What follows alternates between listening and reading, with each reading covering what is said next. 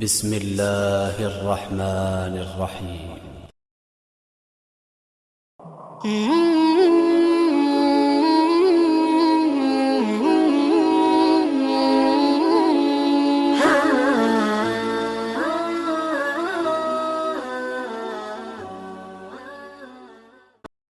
من الشيطان الرجيم. بسم الله الرحمن الرحيم. والتين والزيتون وطور سينين وهذا البلد الأمين لقد خلقنا الإنسان في أحسن تقويم ثم رددناه أسفل سافلين إلا الذين آمنوا وعملوا الصالحات فلهم أجر غير ممنون وما يكذبك بعد بالدين أليس الله بأحكم الحاكمين. السلام علیکم.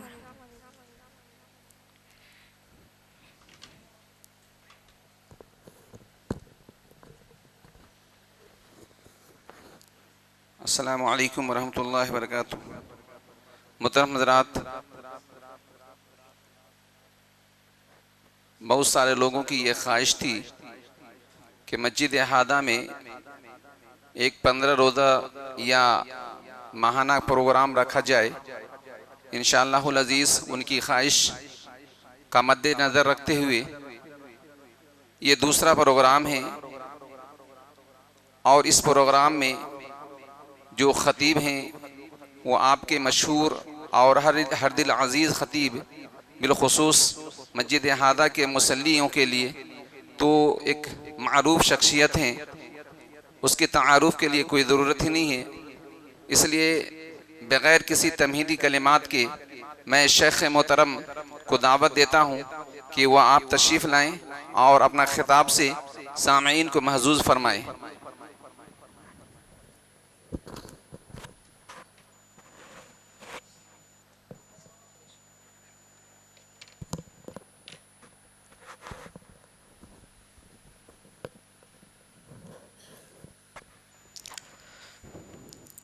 السلام علیکم ورحمۃ اللہ وبرکاتہ.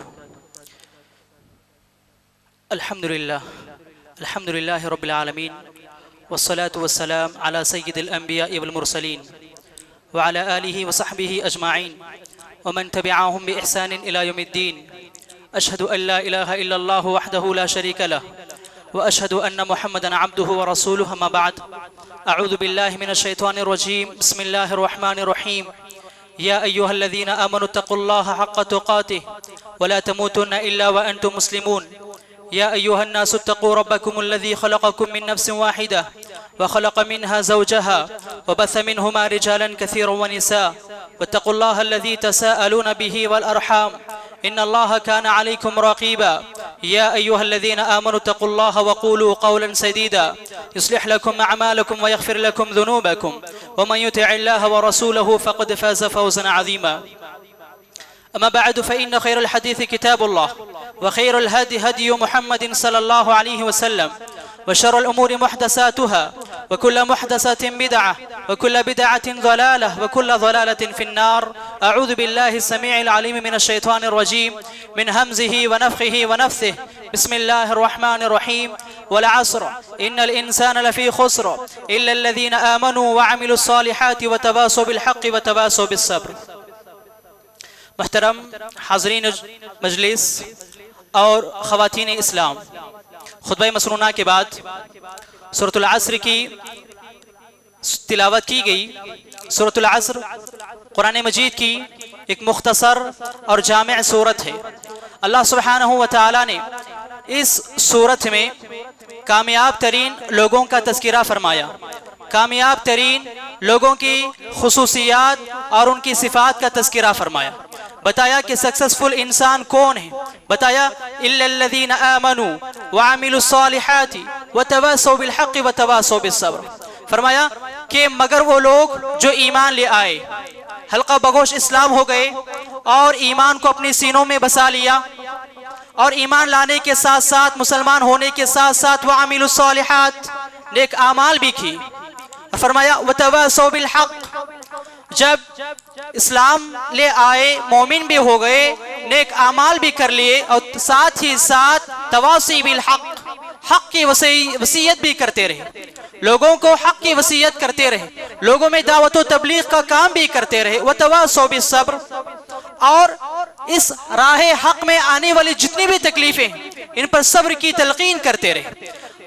اس آیت کریمہ میں اللہ رب العالمین نے تواصی بالحق کا تذکرہ فرمایا۔ تواصی بالحق دعوت و تبلیغ کا دوسرا نام ہے، امر بالمعروف والنہی عن المنکر کا دوسرا نام ہے، لوگوں کو بھلائی کا حکم دینا اور برائیوں سے روکنے کا دوسرا نام تواصی بالحق ہے، امر بالمعروف والنہی عن المنکر ہے۔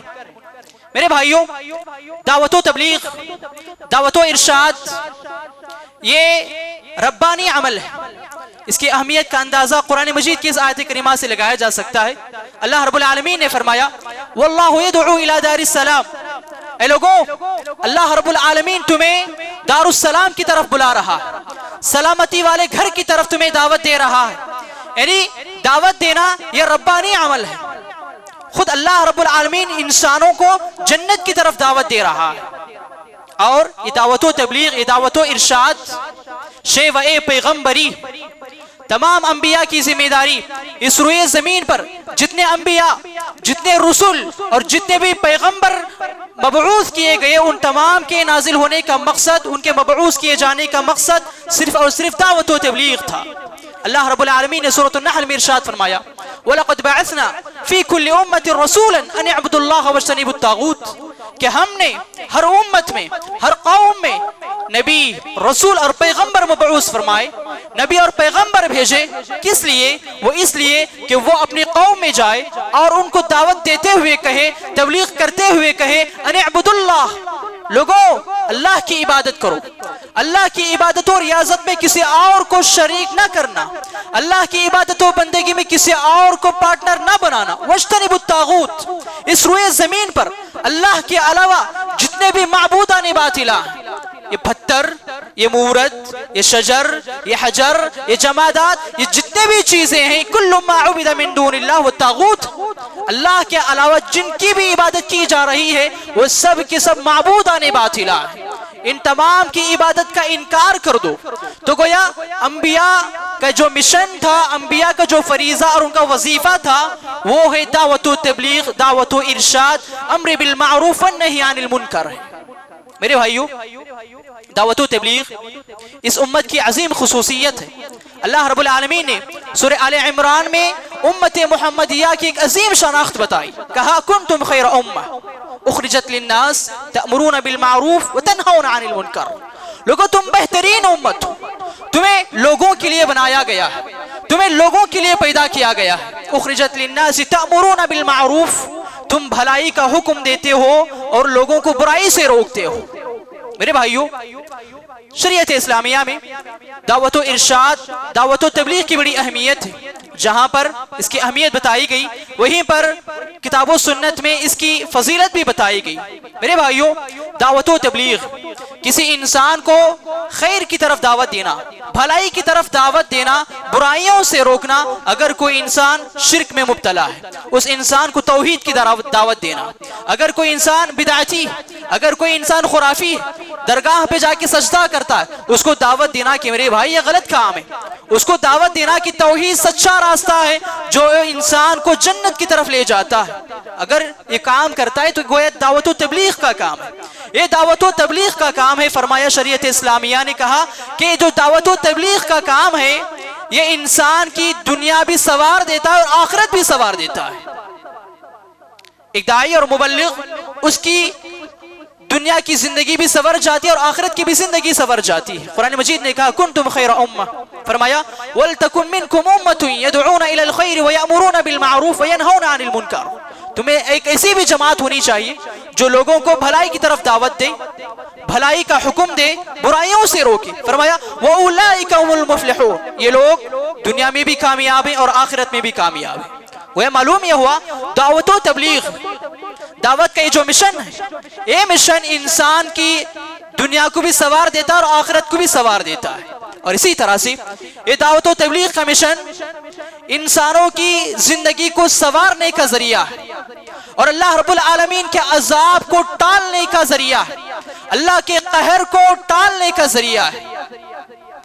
اللہ کے رسول صلی اللہ علیہ وسلم نے ارشاد فرمایا، صحیح بخاری کی روایت ہے، نعمان بن بشیر رضی اللہ تعالیٰ عنہ فرماتے ہیں کہ اللہ رب العالمین نے جو حدود مقرر فرمائے ہیں، ان حدود میں رہنے والا، ان حدود کی پاسداری کرنے والا، اللہ کے بنائے ہوئے کانسٹیٹیوشن کی پابندی کرنے والا، اور وہ انسان جو اللہ رب العالمین کے بنائے ہوئے قانون کو توڑ دیتا ہے، اس کی مثال ان لوگوں کی طرح ہے کہ لوگوں نے ایک کشتی کے سلسلے میں قرآن اندازی کی. بعض لوگوں کے حصے میں کشتی کا نچلا حصہ آ گیا اور بعض لوگوں کے حصے میں کشتی کا اوپری حصہ آ گیا. نیچے جو بھی لوگ رہتے ہیں ان کو جب بھی پانی کی ضرورت پڑتی تو وہ اوپری حصے میں جاتے اور وہاں سے پانی لیتے اور اپنی ضرورت پوری کرتے. نیچے والے لوگوں نے سوچا کہ کیا ہی اچھا ہوتا کہ یہ جو ہم کشتی کی نیچے والے حصے میں ہیں، کیا ہی اچھا ہوتا کہ ہم نیچے حصے میں ہی سوراخ کر دیں، پانی یہاں پر آ جائے گا اور ہم یہیں سے پانی سے سیراب ہو جائیں گے، یہیں سے ہم پانی کا استعمال کرنے لگ جائیں گے اور لوگوں کو، اوپر والوں کو تکلیف بھی نہیں ہوگی کیونکہ ہم پانی لانے کے لیے اوپر جاتے ہیں. اللہ کے رسول نے فرمایا کہ اگر اوپر والوں کو معلوم ہو جائے کہ نیچے والوں کی یہ سوچ ہے، یہ فکر ہے کہ وہ پانی حاصل کرنے کے لیے کشتی میں سوراخ ڈالنے والے ہیں اور وہ نہیں روک رہے ہیں، اس کا نتیجہ یہ ہوگا کہ نیچے والے بھی ڈوب جائیں گے، ساتھ ہی ساتھ اوپر والے بھی ڈوب جائیں گے. اگر اوپر والوں نے ہاتھ پکڑ لیا، روک دیا سوراخ ڈالنے سے، تو سامنے والے بھی بچ گئے، نیچے والے بھی بچ گئے اور اوپر والے بھی بچ گئے. تو گویا داعی اور مدعو کی مثال اسی طرح کہ ہمارے معاشرے میں، ہمارے سماج میں لوگ شرک میں مبتلا ہیں، بدعات و خرافات میں مبتلا ہیں. کوئی قبرستان جاتا ہے، وہاں پہ اپنے ماتھے کو ٹیکتا ہے، کوئی میلاد النبی مناتا ہے، کوئی تعویذ لڑکاتا ہے. تو اس طرح کے بہت سارے شرک و بدعات میں مبتلا ہے. اب اگر ہم جو کہ راہ حق پر ہیں، راہ توحید پر ہیں، اگر ہم انہیں جا کر نصیحت کرتے ہیں اور ہماری وجہ سے وہ لوگ راہ راست پر آ جاتے ہیں، تو اللہ کا جو عذاب آنے والا تھا یہ عذاب ٹل جائے گا کیونکہ ہم نے دعوت و تبلیغ کا کام کیا. لیکن اگر ہم نے اپنی زبان کو لگام دیا، ہم خاموش رہے، ہم دیکھتے رہے کہ یہ میلاد منا رہے ہیں، یہ ناچ رہے ہیں، یہ درگاہ جا رہے ہیں، یہ قبر پرستی کا ننگا ناچا جا رہا ہے، اس کے باوجود بھی ہماری زبانیں خاموش ہیں، تو اس کا نتیجہ کیا ہوگا؟ آپ نے نتیجہ دیکھا کہ حیدرآباد میں ایک ایسا سیلاب آیا جو 100 سال کے بعد آیا، 170 سال کے بعد وہ سیلاب آیا، وہ بارش اللہ رب العالمین نے نازل کی. یہ نتیجہ تھا. اگر معاشرے میں برائیاں ہوں اور ہم نہ روکیں تو اس کا نتیجہ ایسا ہوتا ہے. تو اگر ہمارے پاس حق ہے، ہمارے پاس تعلیم ہے، تو ہمارا فریضہ ہے کہ ہم روکیں، جس کی وجہ سے اللہ رب العالمین کا جو عذاب آنے والا ہوتا ہے وہ عذاب ٹل جاتا ہے. اسی طرح سے میرے بھائیوں، دعوت و تبلیغ کا یہ مشن، دعوت و تبلیغ کا یہ وظیفہ، یہ ذمہ داری اتنا عظیم ہے، اتنا شاندار ہے. اللہ کے رسول صلی اللہ علیہ وسلم نے فرمایا کہ اس روئے زمین پر سب سے بہترین مال اور سب سے زیادہ عمدہ ترین مال ہے، سے بھی زیادہ قیمتی ہے. سب سے زیادہ عمدہ جو مال ہوتا ہے، سب سے زیادہ قیمتی جو مال ہوتا ہے، اس سے بھی زیادہ مہنگی اور افضل ترین چیز یہ دعوت و تبلیغ. اللہ کے رسول صلی اللہ علیہ وسلم نے غزوہ خیبر کے موقع پر سیدنا علی بن ابی طالب رضی اللہ تعالیٰ عنہ کو نصیحت کرتے ہوئے کہا تھا، فواللہ لئن یہدی اللہ بک رجلا واحدا خیر لک من حمر النعم. اے علی، اگر تمہارے ذریعے سے ایک انسان بھی راہ راست پر آ جائے، کوئی شرک میں مبتلا تھا، آپ نے نصیحت کی اور توحید کے راستے پہ آ گیا، اگر کوئی بدعتی تھا، خرافی تھا، آپ کی نصیحت کے بعد وہ راہ راست پر آ گیا، اگر کوئی بے نمازی تھا، آپ کی دعوت کے بعد وہ نماز پڑھنا شروع کر دیا. اگر کسی کے گھر میں ٹیلی ویژن چل رہا تھا جس میں فلمیں وغیرہ دیکھی جا رہی تھی، آپ کی نصیحت کے بعد اس گھر میں سدھار آ گیا. اگر آپ کی بیوی بے نمازی تھی، آپ شوہر ہونے کی حیثیت سے آپ نے سمجھایا، وہ نمازی بن گئی. اگر آپ کے بچے بیکاری میں ایسے ویسے گھوم رہے تھے، آپ کی نصیحت کے بعد وہ دینی محفلوں میں دینی پروگراموں میں آ گئے، تو یہ سرخ اونٹوں سے بھی زیادہ بہتر ہے. فرمایا خیر لک من حمر النعم، سرخ اونٹوں سے بھی زیادہ قیمتی ہے. سرخ اونٹ رسول اللہ صلی اللہ علیہ وسلم کے زمانے میں سب سے زیادہ قیمتی تصور کیا جاتا تھا، مہنگا تصور کیا جاتا تھا. یہی وجہ ہے کہ جب رسول اللہ صلی اللہ علیہ وسلم نے مکہ المکرمہ سے مدینہ ہجرت فرمائی تو اس وقت کفار مکہ نے اعلان کیا کہ اگر محمد اور ابو بکر کو اگر کوئی پکڑ کر لاتا ہے تو ہم اس کے لیے فلاں سرخ اونٹوں کا اتنے سرخ اونٹوں کا اعلان کرتے ہیں. تو گویا سرخ اونٹ اس وقت کے سب سے زیادہ قیمتی اور عمدہ اونٹ تصور کیے جاتے تھے. تو رسول اللہ نے بتایا کہ اس روئے زمین پر سب سے زیادہ قیمتی اور سب سے زیادہ عمدہ اگر کوئی کام ہے تو وہ دعوت و تبلیغ کا کام ہے، واعظ و نصیحت کا کام ہے. میرے بھائیوں، دعوت و تبلیغ کا کام اتنا عظیم ہے کہ اگر میں آپ کو نصیحت کرتا ہوں کہ میرے بھائی آپ نماز پڑھیے، اگر آپ میری اس نصیحت پر عمل کر رہے ہیں تو آپ کو جتنا ثواب ملنے والا ہے اتنا ہی ثواب مجھے ملنے والا ہے، اتنا ہی ثواب مجھے ملنے والا ہے. اللہ کے رسول صلی اللہ علیہ وسلم نے فرمایا من دل علی خیر فلہ مثل اجر فاعلی، کہ جو انسان کسی انسان کو خیر کی طرف دعوت دیتا ہے، ہدایت کی دعوت دیتا ہے، تو نیکی کرنے والے کو جتنا اجر و ثواب ملنے والا ہے اتنا ہی اجر و ثواب ایک داعی کو، ایک مبلغ کو، ایک ناصح کو ملنے والا ہے. میرے بھائیوں، یہ تھی مختصر سا تعارف دعوت و تبلیغ کا، اس کی اہمیت، اس کی فضیلت. میرے بھائیوں، ایک داعی ہونے کی حیثیت سے، داعی ہر کوئی ہو سکتا ہے، داعی میں ہو سکتا ہوں عالم ہونے کی حیثیت سے، آپ داعی ہو سکتے ہیں ایک شوہر ہونے کی حیثیت سے، آپ داعی اور مبلغ ہو سکتے ہیں ایک استاد اور ٹیچر ہونے کی حیثیت سے، آپ گھر کے سرپرست ہونے کی حیثیت سے، آپ اپنے گھر کے داعی اور مبلغ. تو داعی اور مبلغ کے اندر کون سی صفات ہونی چاہیے، کون سی کوالٹیز ہونی چاہیے؟ تو سب سے پہلی کوالٹی، سب سے پہلی صفت کیا؟ علم کا حاصل کرنا. فقید الشیء لا یعطی، جس انسان کے پاس کچھ نہ ہو تو لوگوں کو کیا دے سکے گا؟ فقید الشیء لا یعطی، جس انسان کے پاس دینے کے لیے کچھ نہ ہو تو لوگوں کو کیا دے سکے گا؟ تو لہٰذا علم حاصل کرنا، مجھے معلوم ہو کہ میں جس چیز کی دعوت دے رہا ہوں مجھے معلوم ہو کہ وہ چیز کیا چیز ہے، قرآن و حدیث میں اس کا کیا حکم ہے، مجھے معلوم ہونا چاہیے. یہ داعی اور مبلغ کی سب سے پہلی ذمہ داری یہ ہے کہ وہ علم حاصل کرے، دینی پروگراموں میں شریک ہو، علماء کی خطبات سنیں، علماء کی محفلوں میں رہیں، علماء کی صحبتوں میں بیٹھے رہیں. تو اس طرح سے علماء سے علم حاصل کیا جا سکتا ہے.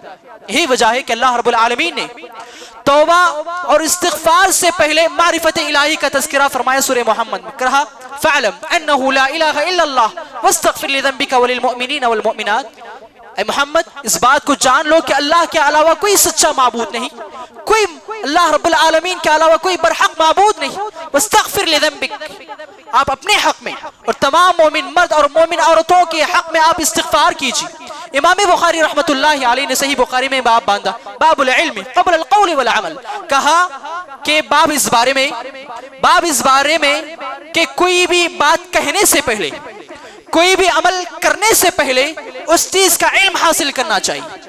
کوئی بھی بات کہنے سے پہلے، کسی بھی چیز پر عمل کرنے سے پہلے اس چیز کا علم حاصل کرنا ضروری.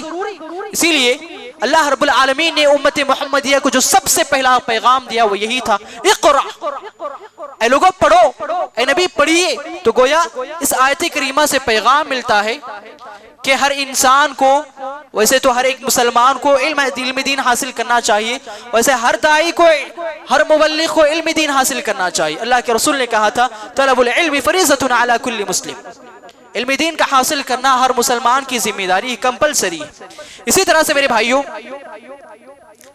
اللہ کے رسول صلی اللہ علیہ وسلم جب بھی کسی کو داعی کی حیثیت سے، مبلغ کی حیثیت سے کسی کو کسی ملک کی جانب روانہ کرتے تو انہیں سب سے پہلے تعلیم دیتے. سب سے پہلی تعلیم دیتے. حدیث معاذ بن جبل بڑی مشہور روایت ہے. سن 8 ہجری میں اللہ کے رسول صلی اللہ علیہ وسلم نے معاذ بن جبل رضی اللہ تعالی عنہ کو یمن کے گورنر بنا کر روانہ کر رہے تھے. تو اس وقت اللہ کے رسول صلی اللہ علیہ وسلم نے کہا تھا انک تأتی قوم اہل کتاب. فرمایا کہ اے معاذ تم ایسی سرزمین پر جا رہے ہو جہاں پر یہود رہتے ہیں, جہاں پر نصارہ رہتے ہیں, جہاں پر عیسائی لوگ رہتے ہیں. جب تم ان کے پاس جاؤ تو سب سے پہلے اس بات کی دعوت دینا شہادت اللہ الہ الا اللہ وانی رسول اللہ. سب سے پہلے اس بات کی دعوت دینا کہ اللہ کے علاوہ کوئی سچا معبود نہیں ہے, اللہ کے علاوہ کوئی برحق معبود نہیں ہے, اور میں محمد صلی اللہ علیہ وسلم اللہ کا رسول ہوں. اس بات کی تعلیم دینا. جب توحید پھر آ جائیں فَإِنْهُمْ أَطَاعُوا لِذَلِكَ, جب اس چیز کی پابندی کرنے لگ جائیں تو اس کے بعد انہیں اس بات کی تعلیم دینا کہ اللہ نے تم پر شب و روز رات دن 5 وقت کی نماز کو فرض قرار دیا ہے. 5 وقت کی نماز کو فرض قرار دیا ہے. یہاں پر نکتے کی بات یہ ہے کہ ہماری مسلم قوم میں کچھ ایسی تحریکیں بھی پائی جاتی ہیں جو سب سے پہلے ٹارگٹ کرتی ہے نماز کو. سب سے پہلے نماز کو ٹارگٹ کرتی. شرابی ہو, کبابی ہو, قبر پرست ہو, سب سے پہلے نماز. آپ نے دیکھا اللہ کے رسول نے سب سے پہلے کس چیز کی تعلیم دی؟ توحید کی تعلیم. تم جا رہے ہو یہود و نصارہ کے پاس, سب سے پہلی تعلیم دینا توحید کی تعلیم, اس کے بعد نماز کی.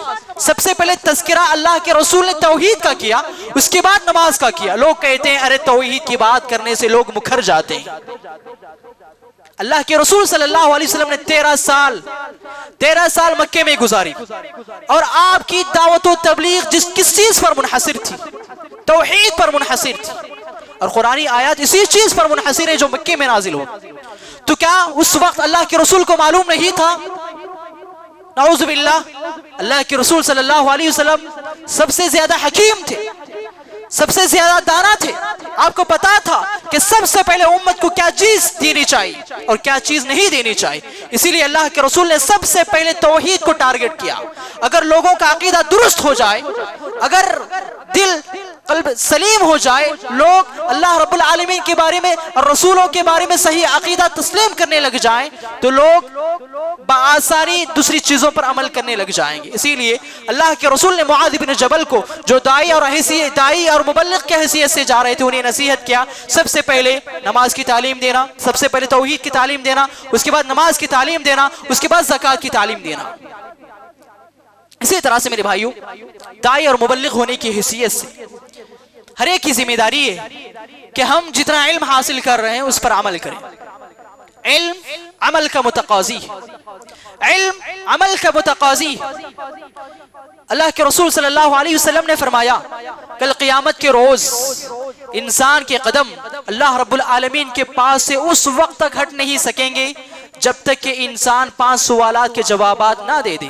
فرمایا لا تزول قدم ابن آدم یوم القیامت من عند ربہ حتی یسأل عن 5. فرمایا ان 5 سوالوں میں سے ایک سوال انسان سے یہ بھی کیا جائے گا وَمَاذَا عَمِلَ فِيمَا عَلِمَ. تم نے دنیا میں علماء کی محفلوں میں بیٹھا, کتابیں پڑھتے رہے, علماء کی خطبات کو سنا, علماء کی صحبت میں بیٹھے رہے, علماء سے علم حاصل کیا, خود بھی علم حاصل کیا, خود بھی قرآن مجید پڑھا اور احادیث کی تعلیم حاصل کی, تو تم نے اس علم پر کتنا عمل کیا؟ کل قیامت کے روز اس بارے میں سوال کیا جائے گا. اسی طرح سے میرے بھائیوں, قرآن مجید کی ایک سورت ہے سورہ فاتحہ. سورہ فاتحہ میں اللہ رب العالمین نے 2 قوموں کا تذکرہ فرمایا. کہا غیر المغضوب علیہم ولا الضالین, اے اللہ ہمیں اس راستے پر چلانا جن لوگوں پر تیرا انعام ہوا ہے, ان لوگوں کے راستے پر نہیں جن پر تیرا غضب نازل ہوا ہے, ان لوگوں کے راستے پر نہیں جو راہ راست سے بھٹک گئے. کون مراد ہیں؟ یہود و نصارہ. نصارہ میں کمی کیا تھی؟ نصارہ میں کمی یہ تھی کہ ان کے پاس علم نہیں تھا, لیکن عمل پہاڑوں جیسے تھے. پہاڑوں جیسے ان کے عمل تھے, عمل کرنے کے لیے وہ پہاڑوں پہ چلے جایا کرتے تھے. زہد بہت زیادہ تھا, اسی لیے صوفیزم وہاں ان کے اندر بہت زیادہ پایا جاتا ہے. تو گویا ان کے پاس عمل زیادہ تھا لیکن علم کی کمی تھی. اور دوسری طرف اللہ رب العالمین نے یہود کا تذکرہ فرمایا, جوز کا تذکرہ فرمایا, اور ان کی کمی یہ تھی کہ ان کے پاس علم سمندر جیسا تھا, لیکن عمل کچھ بھی نہیں تھا، لیکن عمل کچھ بھی نہیں تھا۔ اللہ رب العالمین نے سورہ جمعہ میں ارشاد فرمایا مثل الذین حملوا التوراة ثم لم يحملوها كمثل الحمار يحمل اسفارا، وہ لوگ جنہیں تورات پر عمل کرنے کا حکم دیا گیا تھا لیکن انہوں نے تورات پہ عمل نہیں کیا، ان کی مثال اس گدھے کی مانند، ان کی مثال اس گدھے کی سی ہے جس گدھے پر کتابوں کا انبار، کتابوں کا ڈھیر لاد دیا گیا اور اس گدھے کو نہیں معلوم کہ ان کتابوں میں کیا لکھا ہوا موجود ہے، ان کتابوں میں کیا مواد ہے، کیا کنٹینٹس ہے، اس گدھے کو نہیں معلوم۔ گدھا پیدائشی طور پر وہ عقل سے محروم ہوتا ہے، گدھے کو کہاں معلوم ہوتا ہے، لیکن انسان کے پاس تو عقل ہوتی ہے، انسان کے پاس تو عقل ہوتی ہے، انسان کے پاس علم ہے، اسے معلوم ہے عمل کرنا چاہیے، اس کے باوجود بھی اگر عمل نہ کرے تو اس کی مثال گدھے سے بھی بدتر ہے۔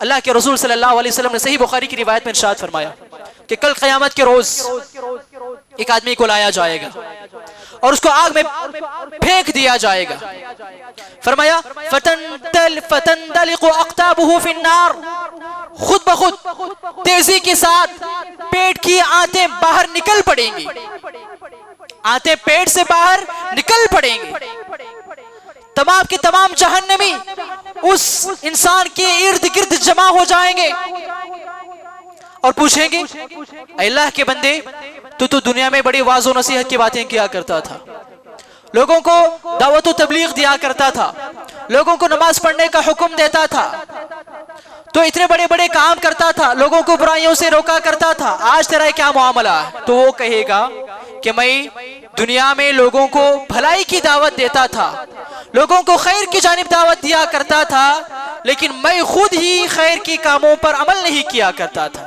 میں لوگوں کو برائیوں سے روکتا تھا لیکن میں خود برائیوں میں ملوث تھا، جس کی وجہ سے اللہ رب العالمین نے مجھے اتنا دردناک اور ذلیل ترین عذاب سے مجھے دوچار کر رہا ہے کہ میرے پیٹ سے میری آنتیں نکل پڑی ہیں اور میں گدھے کی طرح گھوم رہا ہوں۔ ایک گدھا جس طرح چکی لے کر گھومتا ہے اس طرح وہ جہنمی جو علم ہونے کے باوجود عمل نہیں کرے گا وہ اس طرح سے گھومے گا جس طرح سے ایک گدھا اپنی چکی لے کر گھومتا ہے۔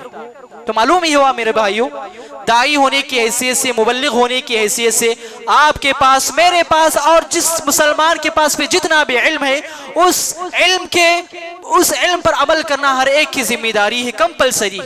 اسی طرح سے میرے بھائیوں، داعی اور مبلغ ہونے کی حیثیت سے علم کے ساتھ، عمل کے ساتھ ساتھ اخلاص ہونا چاہیے۔ اخلاص، سنسیئرٹی، جو بھی کام کریں اللہ راضی ہو جائے، جو بھی کام کروں اللہ کی خوشنودی مطلوب ہو، اللہ راضی ہو جائے۔ یہ میں پروگرام آرگنائز کر رہا ہوں، اس کا مقصد یہ ہو کہ اللہ رب العالمین راضی ہو جائے۔ میں یہاں پر بیٹھا ہوا ہوں، میں دعوت و تبلیغ کا کام کر رہا ہوں، میرا مقصد یہ ہو کہ اللہ راضی ہو جائے۔ یہ داعی اور مبلغ کے دل میں ہونا چاہیے اخلاص، صرف اور صرف اللہ راضی ہو جائے، لوگوں کی واہ واہ نہیں۔ مولانا نے کیا تقریر فرمائی، مولانا نے کیا تقریر فرمائی، واہ کیا پروگرام تھا، کتنی بڑی پبلک آئی تھی۔ یہ انٹینشن نہ ہو، یہ ٹارگٹ نہ ہو ہمارا، تو لہٰذا ہر ایک داعی اور مبلغ ہونے کی حیثیت سے اس کے پاس علم کے ساتھ عمل اور عمل کے ساتھ اخلاص ہونا چاہیے۔ میرے بھائیوں، اخلاص، سنسیئرٹی، یہ تمام اعمال کی روح ہے، تمام اعمال کی روح ہے۔ اگر انسان کے اندر اسپرٹ ہے، روح ہے، تو وہ انسان کہلانے کے مستحق ہے۔ اگر اسی طرح سے اگر کسی عمل کے اندر اخلاص موجود ہے، اللہ کی رضا، اللہ کی خوشنودی مطلوب ہے، تو وہ عمل ایسا عمل ہے جس پر اللہ رب العالمین اجر و ثواب عطا کرے گا۔ اگر اس عمل کے اندر ریاکاری، شو آف ہے، لوگ میری واہ واہ کریں، لوگ میری تعریف کریں، اگر یہ مطلوب ہے تو اس کی مثال، اس عمل کی مثال اس انسان کی طرح ہے۔ اس جسم تو ہے لیکن اس کے اندر روح نہیں ہے، جسم تو ہے، دھڑ تو ہے، لیکن اس کے اندر روح نہیں، وہ مردہ۔ اسی طرح سے یہ عمل بھی مردہ ہے، اللہ رب العالمین کے یہاں یہ عمل قابل قبول نہیں ہے۔ اللہ رب العالمین ایسے اعمال کو ہوا کی مانند فضاؤں میں اڑا دے گا، ہواؤں میں اڑا دے گا۔ لہٰذا داعی اور مبلغ ہونے کی حیثیت سے ہر ایک انسان کی ذمہ داری ہے کہ وہ اپنے نیت کو پاک کرے، اپنے دل کو خالص کریں، نیت میں کسی طرح کا کوئی جھول نہ ہو۔ اسی طرح سے اللہ کے رسول صلی اللہ علیہ وسلم کے پاس ایک شخص آیا اور کہا اللہ کے رسول آپ کی کیا رائے، آپ کی کیا اوپینین ہے ایسے شخص کے بارے میں جو انسان جہاد کرتا ہے، جس کا انٹینشن یہ ہے کہ وہ لوگوں میں فیم بھی کمانا چاہتا ہے، لوگوں میں شہرت بھی کمانا چاہتا ہے، ساتھ ہی ساتھ اللہ کے یہاں جہاد کا ثواب بھی چاہتا ہے، جہاد کا ریوارڈ بھی چاہتا ہے، دو طرح کا ریوارڈ چاہتا ہے۔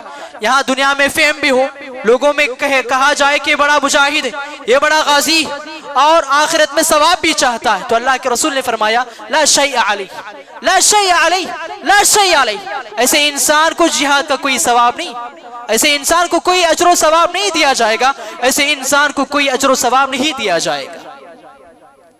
اسی لئے سلف کہا کرتے تھے من سرہ ان یکمل لہ عملہ فلیحسن نیتہ، فرمایا کہ اگر کوئی انسان کوئی عمل کیا اور وہ چاہتا ہے کہ اس عمل کا اسے پورا اجر و ثواب دیا جائے، تو اس انسان کو چاہیے کہ وہ اپنی نیت کو پاک کرے، اپنی نیت کو خالص کریں، نیت میں جھول نہ ہو، یہ مقصد نہ ہو کہ لوگ میری تعریف کریں کتنا اچھا نمازی ہے، کتنا بڑا عابد ہے، کتنا بڑا عالم ہے، کتنا بڑا فاضل ہے، کتنا بڑا مجاہد ہے، کتنا بڑا سخی ہے، تو اس طرح کا جھول نہ ہو۔ تو سلف کہا کرتے تھے کہ اگر پورا ثواب ہونا ہے تو اپنی نیت کو پاک کرنی چاہیے، عمل چھوٹا ہی کیوں نہ ہو، عمل چھوٹا ہی کیوں نہ ہو، اگر آپ فقیر کو دے رہے ہیں تو آپ کی نیت پاک ہونی چاہیے کہ اس سے اللہ میرا رب راضی ہو جائے۔ اگر آپ 1000 روپے بھی کسی فقیر کو دے رہے ہوں تو آپ کے دل میں یہ ہونا چاہیے کہ میرا رب مجھ سے راضی ہو جائے۔ اسی طرح سے میرے بھائیوں، ایک داعی اور مبلغ ہونے کی حیثیت سے ہر ایک انسان کے ساتھ علم ہونا چاہیے، عمل ہونا چاہیے، اور اسی طرح سے اخلاص ہونا چاہیے۔ عمل کا میں نے تذکرہ فرمایا، بعض لوگوں کے دل میں یہ غلط فہمی ہے، اکثر لوگ اس غلط فہمی کا شکار ہیں، اس مس انڈرسٹینڈنگ کا شکار ہیں کہ ہم تو گنہگار ہیں، ہم گنہگار ہیں، ہم لوگوں کو واعظ و نصیحت کیسے کر سکتے ہیں، ہم لوگوں کو دعوت و تبلیغ کا کام کیسے کر سکتے ہیں۔ یہ غلط فہمی ہے، یہ مس انڈرسٹینڈنگ ہے۔ میرے بھائیوں مجھے بتاؤ، اس روئے زمین پر محمد رسول اللہ صلی اللہ علیہ وسلم کے بعد ایسی کوئی ہستی ہے جن سے گناہ سرزد نہ ہوا ہو؟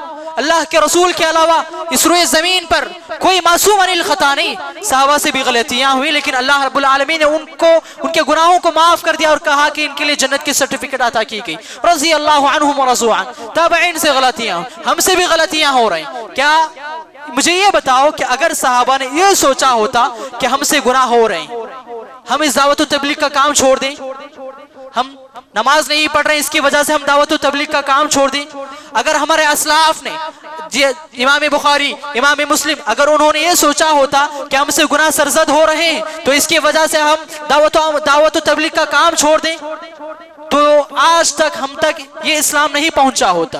تو لہٰذا میری بھائی، یہ غلط فہمی ہے میری اور آپ کے اور ہر ایک مسلمان کی جو بھی اس غلط فہمی کا شکار ہے، اس مس انڈرسٹینڈنگ کا شکار ہے کہ ہم گناہ کر رہے ہیں، ہم کیسے دعوت و تبلیغ کا کام کر سکتے ہیں۔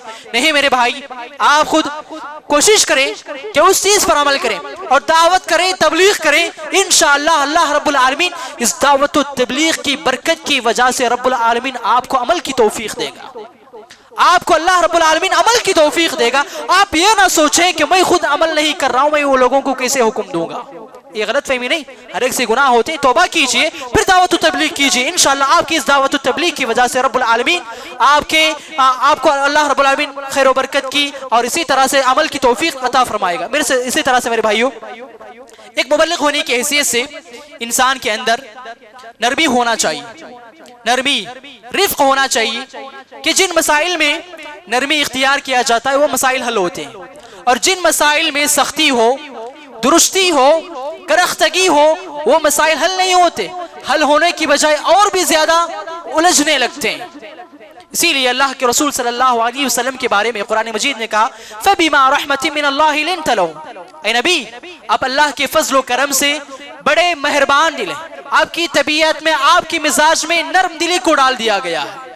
وَلَوْ كُنْتَ فَظًّا غَلِيظَ الْقَلْبِ لَانفَضُّوا مِنْ حَوْلِكَ، اگر آپ سخت مزاج ہوتے، شدت پسند ہوتے، آپ کے پاس صحابہ کا یہ ٹھاٹے مارتا ہوا جو سمندر نظر آتا ہے، صحابہ کا یہ جو جھمگٹ نظر آتا ہے، جم غفیر نظر آتی ہے، صحابہ کا یہ جھمگٹ کبھی نظر نہ آتا اگر آپ کی مزاج میں درستگی ہوتی، اگر آپ کے مزاج میں سختی ہوتی، شدت پسندی ہوتی، تو صحابہ کبھی آپ کے پاس اس طرح سے ارد گرد جمع نہ ہوتے۔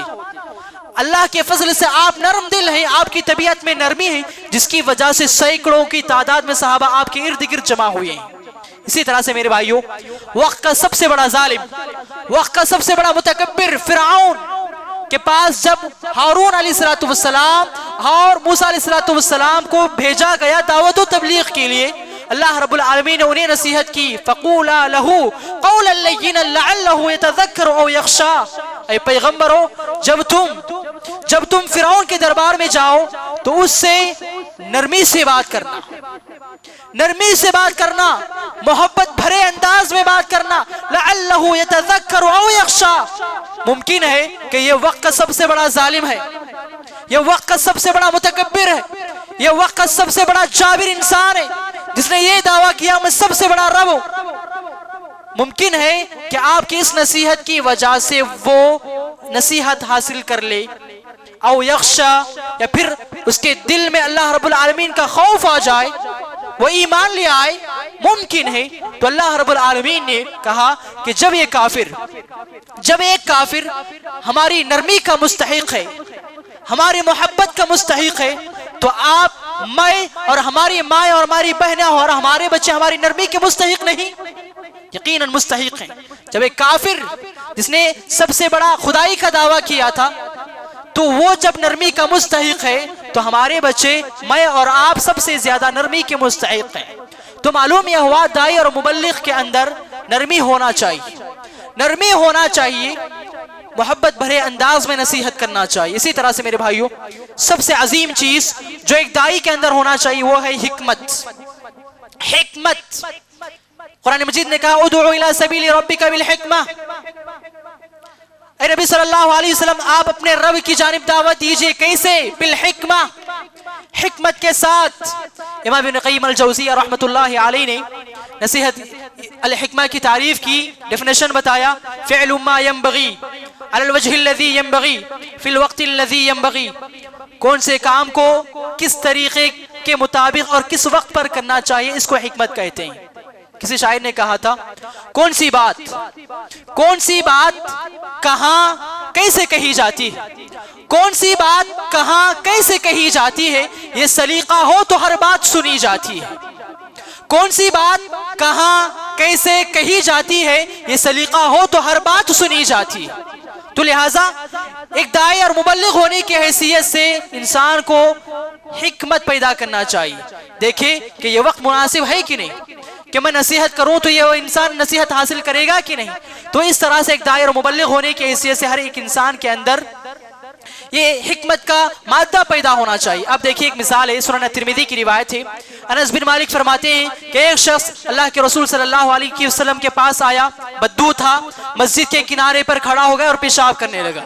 فزجرہ الناس، صحابہ نے ڈانٹا، صحابہ حملہ کرنے لگے۔ اللہ کے رسول صلی اللہ علیہ وسلم نے فرمایا دعوہ، چھوڑ دو۔ اس کے بعد جب وہ انسان پیشاب سے فارغ ہو گیا تو اللہ کے رسول صلی اللہ علیہ وسلم نے اس انسان کو اپنے پاس بلایا اور کہا ان هذه المساجد لا تصلح لشيء من هذا البول ولا القذر۔ اللہ کے بندے، یہ مساجد اللہ کے گھر ہوتے ہیں، یہ پیشاب اور پیخانے کی جگہ نہیں ہوتی، یہ پیشاب اور پیخانے کی جگہ نہیں ہوتی۔ انما ہی لذکر اللہ والصلاۃ وقراءۃ القرآن، یہ مساجد یہاں پر اللہ کا ذکر کیا جاتا ہے، یہاں پر نمازیں پڑھی جاتی ہیں، یہاں پر قرآن مجید کی تلاوت کی جاتی ہے۔ تو وہ انسان سدھر گیا، وہ انسان راہ راست پر آ گیا۔ آپ نے بڑی حکمت کے ساتھ اس انسان کو نصیحت کی۔ میرے بھائیوں، جب بھی ہم دعوت و تبلیغ کا کام کریں اس بات کو ہرگز نہ بھولیں، جب بھی ہم نصیحت کریں تو علانیہ طور پر نہ کریں۔ آپ غلطی کر رہے ہیں، آپ وضو کر رہے تھے، آپ سے کوئی غلطی ہو گئی، ایسا نہیں کہ میں کھڑے ہو کر ارے آپ نے غلطی کی، آپ کو نہیں کرنا چاہیے تھا، آپ نصیحت نہیں کر رہے، آپ دعوت کا کام نہیں کر رہے۔ آپ میں سے کسی نے غلطی کی، میں نے کہا کہ فلاں انسان نام لے کر کہا ارے تم نے یہ غلطی کی ہے، نماز اس طرح سے نہیں پڑھنا چاہیے، یہ میری نصیحت نہیں، یہ دعوت تبلیغ نہیں۔ اسی لیے امام شافعی نے کہا تھا من وعظ اخاہ سرا فقد نصحہ، جو انسان اپنے بھائی کو رازدانہ طور پر خفیہ انداز میں نصیحت کرتا ہے، حقیقت میں وہ انسان اپنے بھائی کو نصیحت کر رہا ہے۔ ومن وعظه جہرا فقد فضحہ، جو انسان علانیہ طور پر اپنے بھائی کو نصیحت کرنے کی کوشش کر رہا ہے، حقیقت میں وہ انسان نصیحت نہیں کر رہا، دعوت و تبلیغ کا کام نہیں کر رہا، بلکہ وہ انسان اس کو ذلیل کر رہا ہے، اس کو رسوا کرنے کی کوشش کر رہا ہے پوری پبلک کے سامنے۔ لہذا میرے بھائی، داعی ہونے کی حیثیت سے، مبلغ ہونے کی حیثیت سے میرے اندر اور آپ کے اندر، اور ہر ایک باپ اور شوہر ہونے کی حیثیت سے شوہر کے اندر یہ مزاج ہونا چاہیے کہ جب بھی وہ نصیحت کرے کسی کو بھی، وہ جہری طور پر چیختے چلاتے ہوئے نصیحت نہ کرے، بلکہ رازدانہ طور پر، اسے علانیہ طور پر نصیحت نہ کرے، بلکہ اسے بلا کر نصیحت کرے، میٹھے انداز میں، محبت بھرے انداز میں نصیحت کرنا چاہیے۔ اسی طرح سے میرے بھائیوں، اگر یہ دعوت و تبلیغ کا کام نہ کیا جائے تو اللہ کے رسول صلی اللہ علیہ وسلم نے وعید سنائے، کہا والذی نفسی بیدہ، اس ذات کی قسم جس کے ہاتھ میں میری جان ہے، لتأمرون بالمعروف ولتنہون عن المنکر، لوگوں تم ضرور بھی ضرور بھلائی کا حکم دو گے، لوگوں تم ضرور بھی ضرور معاشرے میں جو پھیلے ہوئے گناہ ہیں ان لوگوں کو تم برائیوں سے روکو گے، اور فرمایا او لیوشکن اللہ ان یبعث علیکم عقابا منہ، اگر ایسا نہ ہوگا، اگر تم نے دعوت و تبلیغ کا کام نہ کیا، امر بالمعروف والنہی عن المنکر کا کام نہ کیا، تو ہوگا کیا کہ اللہ رب العالمین کی جانب سے تم پر اللہ رب العالمین کا عذاب نازل ہوگا، اللہ رب العالمین کا عذاب نازل ہوگا۔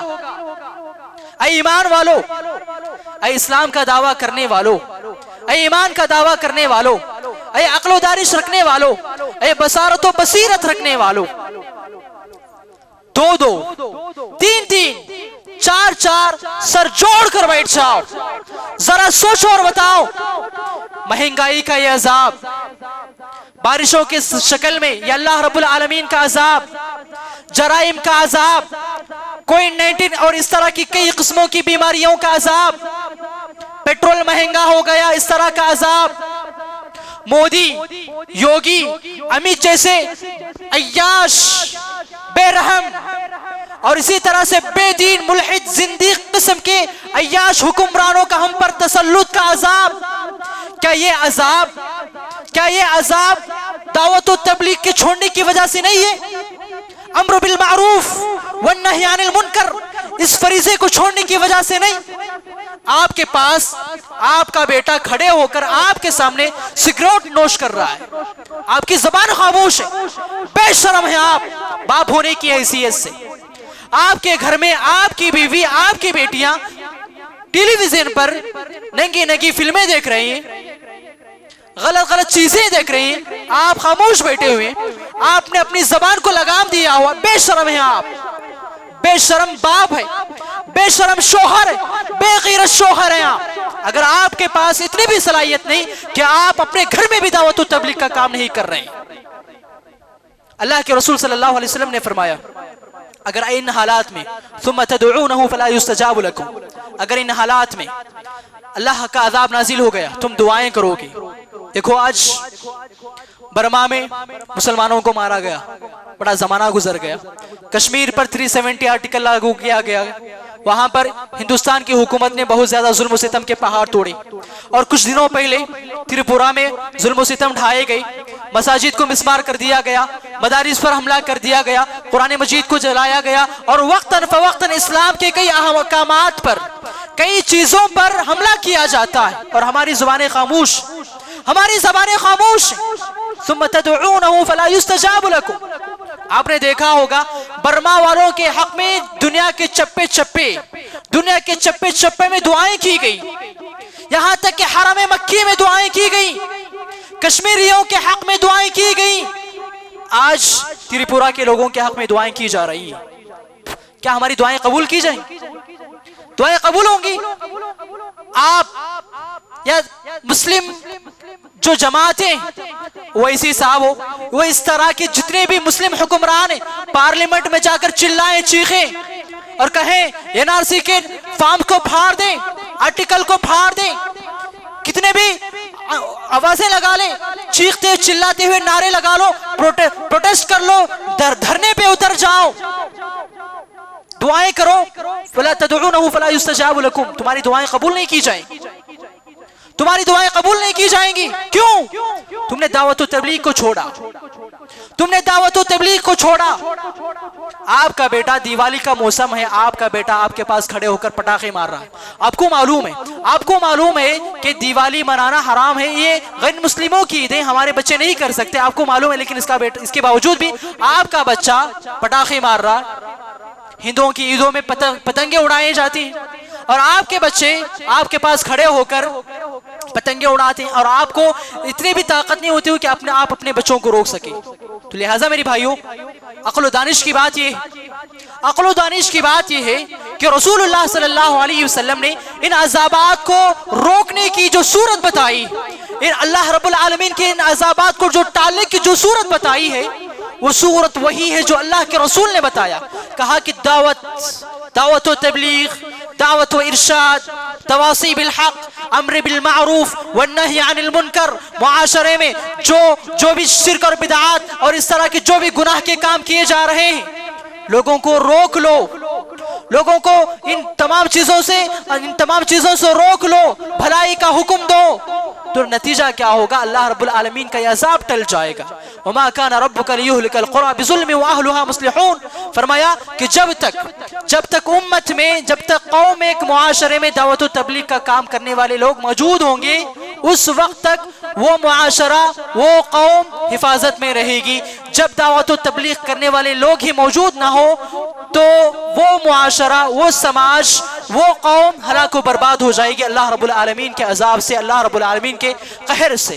ضرورت اس بات کی کہ ہم اپنے گھروں میں, اپنے ماؤں کے سامنے, اپنے بہنوں کے سامنے اسلام کی سچی تعلیمات کو پیش کریں, اپنے رشتہ دار, اپنے احباب کے سامنے دعوت و تبلیغ پیش کریں, اسلام کی پیغامات کو پیش کریں. تو اس طرح سے سب سے پہلے ہم اپنی دعوت و تبلیغ کا جو سب سے پہلا سٹیپ ہونا چاہیے, وہ اپنا پہلا گھر ہونا چاہیے. تو وہاں سے اپنی دعوت و تبلیغ کا آغاز کرنا چاہیے. رب العالمین سے دعا ہے کہ رب العالمین مجھے, آپ کو اور تمام مسلمانوں کو دعوت و تبلیغ کے اس مشن کو آگے بڑھانے کی توفیق نصیب فرمائے. میں شکر گزار ہوں جناب ابراہیم صاحب کا اور تمام حضرات کا کہ آپ اس پروگرام میں شریک رہے اور دینی باتوں سے مستفید ہوتے رہے. رب العالمین سے دعا کرتا ہوں رب العالمین مجھے اور آپ کو اور تمام مسلمانوں کو دعوت و تبلیغ کا کام بحسن خوبی انجام دینے کی رب العالمین توفیق نصیب فرمائے. آمین. ربنا تقبل منا انك انت السميع العليم وتب علينا انك انت التواب الرحيم. سبحان الله وبحمده, سبحانك اللهم وبحمدك, اشهد ان لا اله الا انت, استغفرك واتوب اليك.